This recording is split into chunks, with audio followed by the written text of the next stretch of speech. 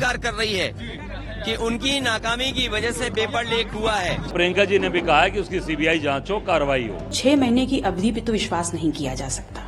सरकार की नियत नहीं थी नौकरी देने की, और सरकार अगर चाहती होती नौकरी देने की, सरकार की अगर नियत साफ होती तो जिस समय पहला पेपर लीक हुआ था उसी समय सरकार सख्ती से कार्रवाई करती और उसका परिणाम ये होता कि किसी भी परीक्षा का पेपर लीक नहीं होता।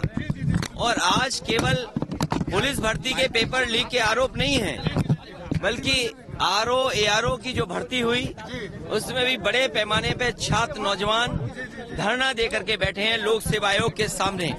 वो अपना पर्चा कैंसिल कराना चाहते हैं, री एग्जाम कराना चाहते हैं। आप सोचिए, सरकार जो दावा कर रही थी कि परीक्षा बिल्कुल सुरक्षित होगी, ये देखिए सुरक्षा का पोल खुल गया और सरकार अपनी खुद स्वीकार कर रही है कि उनकी नाकामी की वजह से पेपर लीक हुआ है। इनकी नियत साफ नहीं रही, जिसका परिणाम यह है कि नौजवानों के भविष्य और नौजवानों के सपनों के साथ ये सरकार खिलवाड़ कर रही है। और ये सवाल 60 लाख 50 लाख का नहीं है, इससे जुड़े हुए 2.5 करोड़ परिवार के लोग हैं जिनके साथ बीजेपी ने धोखा किया है। आने वाले समय में यही परिवार भारतीय जनता पार्टी को उखाड़ फेंकने का काम करेंगे। पेपर लीक हुए, क्यों लीक हुए, उसकी जांच कराओ, उनके खिलाफ कार्रवाई करो। हमारी नेता प्रियंका जी ने भी कहा है कि उसकी सीबीआई जांच हो, कार्रवाई हो।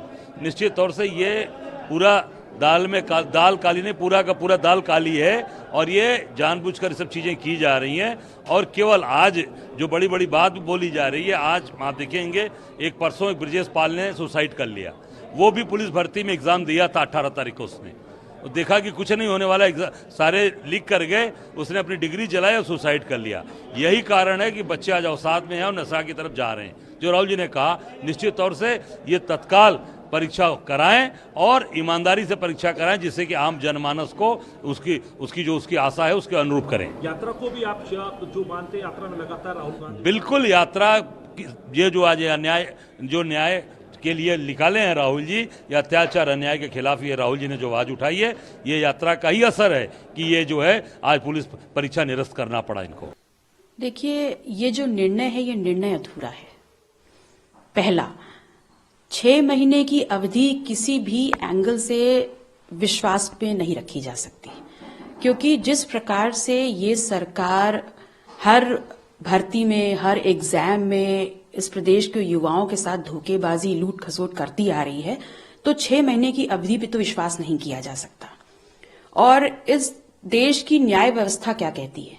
इस देश की न्याय व्यवस्था की जो मूल भावना में से एक है कि न्याय मिलने में देरी भी अन्याय है। तो जब अब सरकार मान रही है कि पेपर लीक हुआ है, तो इन्हीं छात्रों को जो पहले से उनके पास प्रवेश पत्र है, उसी प्रवेश पत्र पे अधिकतम 15 दिन या कह लीजिए लोकसभा की अधिसूचना लागू होने से पहले दोबारा इनकी परीक्षा करा दी जाए। दूसरा, सबसे अहम बिंदु यह है कि इन्हीं के एक उप मुख्यमंत्री ये कहते हैं कि पेपर लीक नहीं हुआ, और माननीय मुख्यमंत्री जी का निर्णय उस व्यक्ति को अपने आप में संदिग्ध कर देता है। तो मैं तो माननीय मुख्यमंत्री जी को ये चुनौती देती हूं कि ये आपकी भी तो साख पे बट्टा है कि आपकी ही सरकार में बैठा हुआ एक अगर उप मुख्यमंत्री ये बात कह रहा है, तो मेरा निवेदन भी है और चुनौती भी है कि आप इस पे निष्पक्ष जांच कराइए और आपको समझ में आ जाएगा, आपको पता चल जाएगा कि कौन दोषी है और उसके खिलाफ भी बहुत ही गंभीर कार्रवाई होनी चाहिए।